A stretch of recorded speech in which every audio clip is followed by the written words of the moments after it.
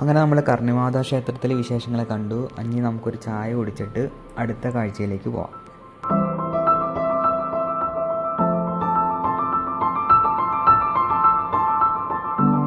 ഇപ്പോൾ നമുക്ക് തന്തൂരി ഉണ്ടാക്കണ വീഡിയോ ആണ്. ഇങ്ങനെയാണ് ഇവിടെ തന്തൂരി ഉണ്ടാക്കുന്നത്. ഇത് വഴിയാണ് ഉണ്ടാക്കുന്നത്. ഇതായിരുന്നു നമ്മുടെ ഇത്രയും ദിവസത്തെ യാത്രയിൽ നമ്മുടെ മിക്കപ്പോഴും നമ്മുടെ അത്താഴം ഇതായിരുന്നു കേട്ടോ. ഇതിനാണെങ്കിൽ 10 രൂപയുള്ളൂ. അപ്പോൾ ഞങ്ങൾ 2 വാങ്ങിക്കും. എന്നിട്ട് പീനട്ട് ബട്ടർ ഉണ്ട് നമ്മുടെ കയ്യിൽ, അത് തേക്കും. എന്നിട്ട് ഓരോന്നും ഇത് 2 പേരും കഴിക്കും, വെള്ളം കുടിക്കും, കിടന്നുറങ്ങും.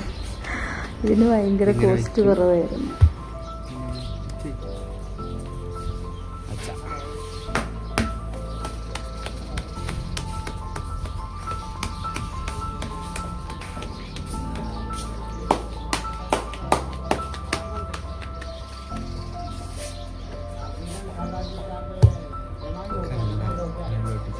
കനല് പോലെ ഒരു ഇതുണ്ട്.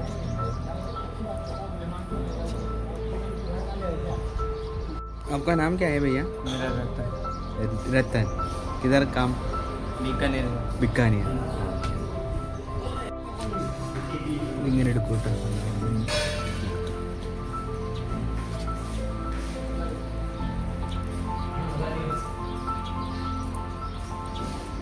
रोटी ले जाओ. നമ്മുടെ തന്തൂരി റൊട്ടി റെഡി. അങ്ങനെ ചായ കുടിച്ച് നമ്മൾ അടുത്ത സ്ഥലത്തേക്ക് പോകണേ. അപ്പോൾ ഇവിടെ അടുത്ത് ജുനഗർ ഫോർട്ട് ഉണ്ടെന്ന് നമ്മൾ ഇന്നത്തെ നോക്കിയപ്പോൾ കണ്ടിരുന്നു. അപ്പോൾ അതൊന്ന് കണ്ടിട്ട് പോകാമെന്ന് വിചാരിച്ച് നമ്മൾ ആ ഫോർട്ട് കാണാൻ വേണ്ടി പോകണം. ഫ്രണ്ട്സ്, ഇപ്പോൾ നമ്മൾ പോകുന്നത് ബിക്കാനീറിലെ ഒരു ഇടുങ്ങിയ തെരുവിലൂടെയാണ്. ഇവിടെ ഒരു പ്രത്യേകതയുണ്ട്.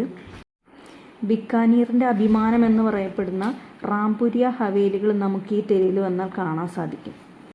ഹവേലികൾ എന്ന് വെച്ചിട്ടുണ്ടെങ്കിൽ കൊട്ടാര സദൃശ്യമായ വീടുകൾ എന്നാണ് അർത്ഥമുള്ളൂ കേട്ടോ. ബിക്കാനീറിലെ പ്രശസ്തരും സമ്പന്നരുമായിരുന്ന റാംപുരിയ എന്നൊരു ജൈന വ്യാപാരി കുടുംബമാണ് ഈ 15-ാം നൂറ്റാണ്ടിൽ ഇവ നിർമ്മിച്ചത്. ഇത് പൂർണ്ണമായിട്ടും നിർമ്മിച്ചിരിക്കുന്നത് നമ്മുടെ റെഡ് സാൻഡ്സ്റ്റോൺ ഉപയോഗിച്ചിട്ടാണ്. ഇതിൻ്റെ ഏറ്റവും വലിയ ആകർഷണം എന്ന് പറയുന്നത് അവയിലെ അതിസങ്കീർണമായ കൊത്തുപണികളാണ്. ജനലുകൾ, ബാൽക്കണികൾ, വാതിലുകൾ എന്നിവയിലൊക്കെ ജാലി വർക്കുകൾ കാണാനായിട്ട് ഒട്ടനവധി സഞ്ചാരികൾ ഇവിടെ എത്താറുണ്ട്. മുഗൾ, രജപുത്ര കൂടാതെ യൂറോപ്യൻ വാസ്തുവിദ്യാ ശൈലികളുടെ ഒരു അപൂർവ സംഗമമാണ് ഈ ഹവേലികൾ നമുക്ക് കാണാൻ സാധിക്കുന്നത്. കൂടാതെ ഇതിൻ്റെ അകത്തളങ്ങളിൽ മനോഹരമായ പെയിൻറ്റിങ്ങുകളുണ്ട്, സ്വർണ്ണ ഇലകൾ കൊണ്ടുള്ള അലങ്കാരങ്ങളും ഉണ്ട്.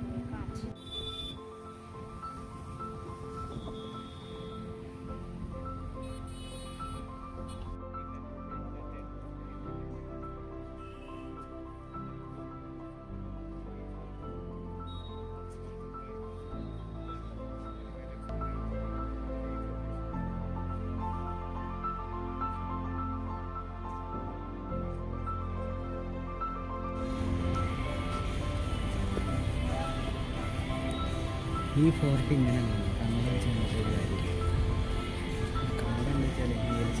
ഇപ്പം നമ്മൾ കോട്ടയുടെ പ്രധാന കവാടത്തിലാണ്. ഇതുണ്ട് കോട്ടവാതിൽ, കണ്ടോ, നിറയെ മുള്ളുകളൊക്കെ പതിപ്പിച്ച വലിയ മണ്ടൻ കോട്ടവാതിലാണ് കേട്ടോ.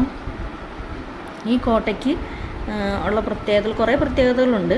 ഇത് 1589 രാജാ റായ് സിംഗ് ആണ് ഈ കോട്ടയുടെ നിർമ്മാണം ആരംഭിക്കുന്നത്. സാധാരണയായി രാജസ്ഥാനിലെ കോട്ടകളൊക്കെ ശത്രുക്കളെ പ്രതിരോധിക്കാൻ വേണ്ടി വലിയ മലനിരകൾക്ക് മുകളിലാണ് പണിയാറുള്ളത്. എന്നാൽ ഈ ജൂനഗഡ് കോട്ട പരന്ന നിലത്താണ് പണിതിട്ടുള്ളത്. ഇതിൻ്റെ ചുറ്റും ആഴമേറിയ കിടങ്ങുകളും അതുപോലെ ശത്രുക്കളെ തുരത്താൻ 37 പീരങ്കി ബുർജുകളും ഒക്കെ ഇതിന് ചുറ്റുമുണ്ട്. ഇതിൻ്റെ പ്രത്യേകത എന്ന് പറഞ്ഞാൽ ചരിത്രത്തിൽ ഒരേ ഒരു തവണ മാത്രമേ ഈ കോട്ട ആക്രമിക്കപ്പെട്ടിട്ടുള്ളൂ. അന്ന് പക്ഷെ ഒരേ ഒരു ദിവസം മാത്രമാണ് ശത്രുക്കൾക്ക് ഇവിടെ പിടിച്ചു നിൽക്കാൻ കഴിഞ്ഞത്. അതുപോലെ ഒരു വളരെ പ്രശസ്തമായ ഒരു അമണ്ട കോട്ടയാണ് ജുനഗഡ് ഫോർട്ട്. ഞങ്ങൾ ആ വാതിലുകളൊക്കെ കിടന്നകത്തെത്തി. ഒറിജിനൽ ഫോർട്ടിന് അങ്ങ് വരാൻ പോകുന്നതേ ഉള്ളൂ. ആണ് ഫോർട്ടിലേക്കുള്ള എൻട്രി. പുറത്തുനിന്ന് കാണുന്നതിനേക്കാൾ അത്ഭുതമാണ് കേട്ടോ ഇതിൻ്റെ അകത്ത് കയറിയാൽ നമുക്ക് ശുദ്ധമായ സ്വർണം പൂശിയ ഭിത്തികളുള്ള അനൂപ് മഹൽ കാണാൻ പറ്റും. അതുപോലെ കൃത്രിമമായ മഴ പെയ്യുന്ന അനുഭൂതി നൽകുന്ന ബാദൽ മഹൽ കാണാൻ പറ്റും. ഇതൊക്കെ ഇവിടുത്തെ പ്രധാന ആകർഷണമാണ്. ഇത് കൂടാതെ ഒന്നാം ലോക മഹായുദ്ധകാലത്ത് ബ്രിട്ടീഷുകാർ ഇവിടുത്തെ രാജാവിന് സമ്മാനിച്ച ഒരു യഥാർത്ഥ യുദ്ധവിമാനം ഈ കോട്ടയ്ക്കുള്ളിൽ മ്യൂസിയത്തിൽ സൂക്ഷിച്ചിട്ടുണ്ട്.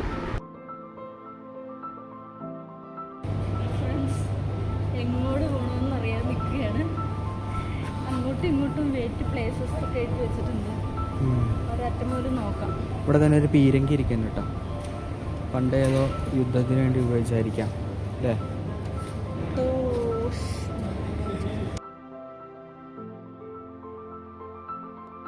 ഇത് നമ്മുടെ ഫോർട്ടിൽ വെച്ച് നമ്മൾ പരിചയപ്പെട്ട ഒരു കോളേജ് വിദ്യാർത്ഥിയാണ് കേട്ടോ.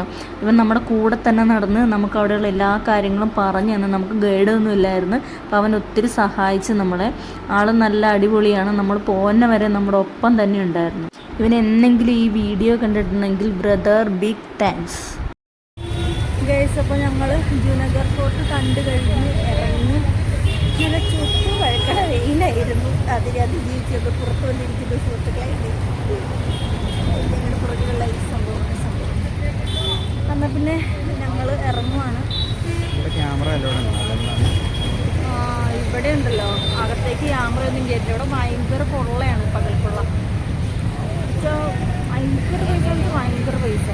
ഞങ്ങൾ ഒന്നും പറ്റിയില്ല, വെറുതെ ആയിപ്പോയി. പുറത്തുനിന്ന് കാണിച്ചു തരാൻ പറ്റുള്ളൂ.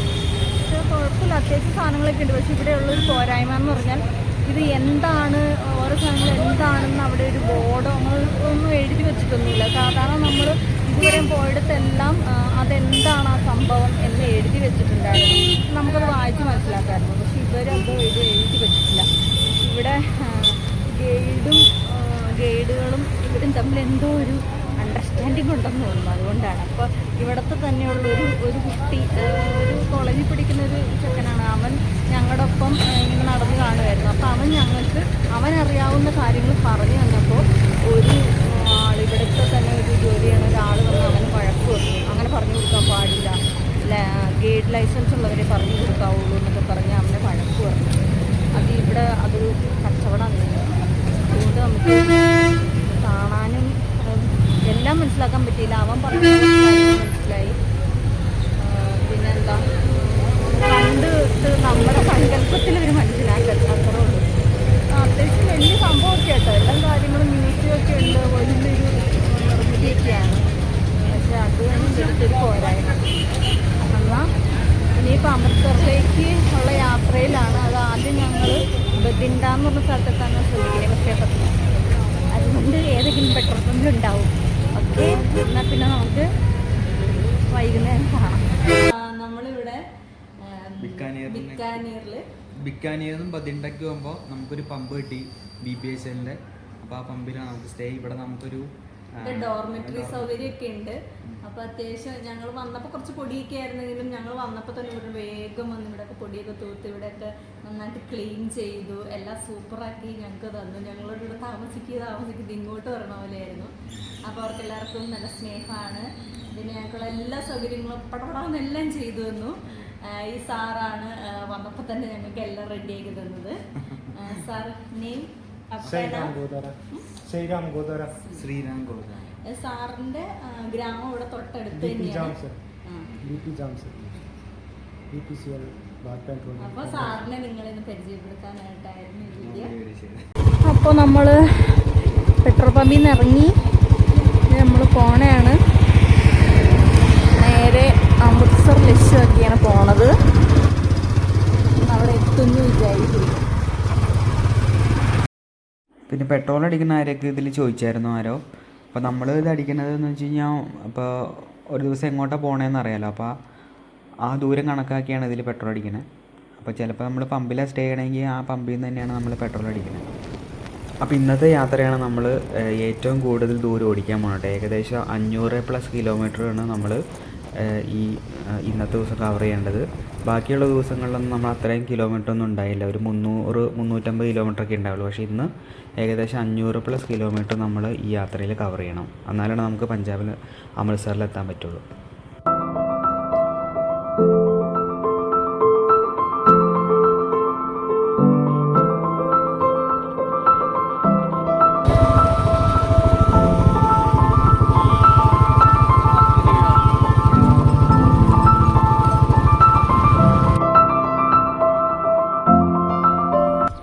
ഇത് നമ്മൾ പതുക്കെ ഹരിയാന ബോർഡറിൻ്റെ സൈഡ് വഴി പോയപ്പോൾ കാണുന്ന കാഴ്ചയാണ് കേട്ടോ. ഇവിടെ നമ്മുടെ വയലുകളെയൊക്കെ അനുസ്മരിപ്പിക്കുന്ന രീതിയിൽ നല്ല കണ്ണിന് കുളിർമയുള്ള കാഴ്ചകളാണ്. അവിടെ നിന്ന് നമ്മൾ ഇറങ്ങി പഞ്ചാബിലേക്ക് ഇറങ്ങുന്നത് വരെ ഇത്തരം കാഴ്ചകളുണ്ടായിരുന്നു കേട്ടോ.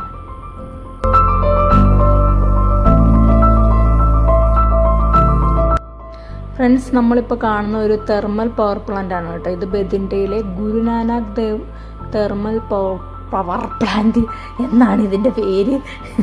ഇത് പക്ഷേ ഇപ്പോൾ പ്രവർത്തനമൊന്നും ഇല്ല ഇതിൻ്റെ. ഇതൊക്കെ ഡീകമ്മീഷൻ ചെയ്തിട്ട് കുറേ വർഷങ്ങളായി.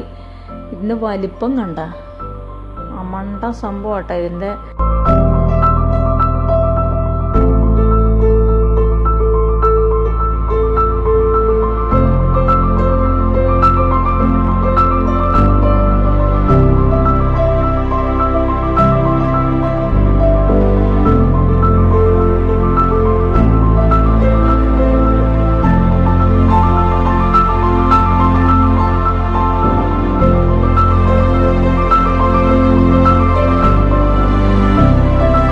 അപ്പോൾ അങ്ങനെ നമ്മൾ ഏകദേശം അമൃത്സർ എത്തിക്കൊണ്ടിരിക്കുകയാണ്. ഇവിടെ നിന്ന് ഇനി അധികം ദൂരമില്ല. അപ്പോൾ പഞ്ചാബിൽ നമ്മൾ മെയിൻ കാണാൻ ഉദ്ദേശിക്കുന്നത് ഇവിടുത്തെ ഗോൾഡൻ ടെമ്പിളും അതുപോലെ ജാലിയൻ വാലാബാഗുമാണ്. പിന്നെ ഇവിടെ വേറെ കാഴ്ച എന്ന് പറഞ്ഞാൽ അവിടെ അട്ടാരി വാഗ ബോർഡർ ഉണ്ട്. അവിടുത്തെ ഒരു ഇത് നമുക്ക് മിസ് ചെയ്തു.